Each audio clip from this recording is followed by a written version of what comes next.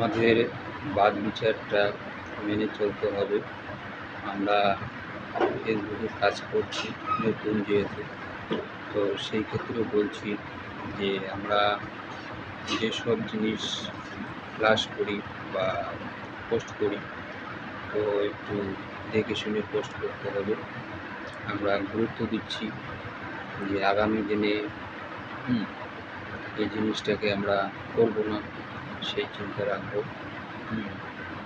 আর কতগুলো দেখি মেয়ে ছেলেরা এমনভাবে ড্যান্স করে, এমনভাবে শাড়ি পরে, মান সম্মানের দিকে চিন্তা করে।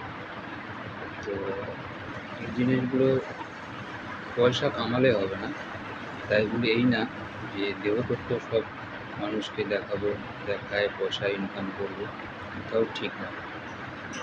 আপনারা ভদ্র পরিবেশের লোকজন, আপনারা বুঝবেন, শুনবেন, তারপরে কাজটা করবেন। দয়া করে আপনারা বুঝতে পারছেন, আমি হাত জোড় করে বলছি, আপনারা আমার বিনতিটাকে স্বীকার করে নেন। জয় হিন্দ, ভারত মাতা কি জয়।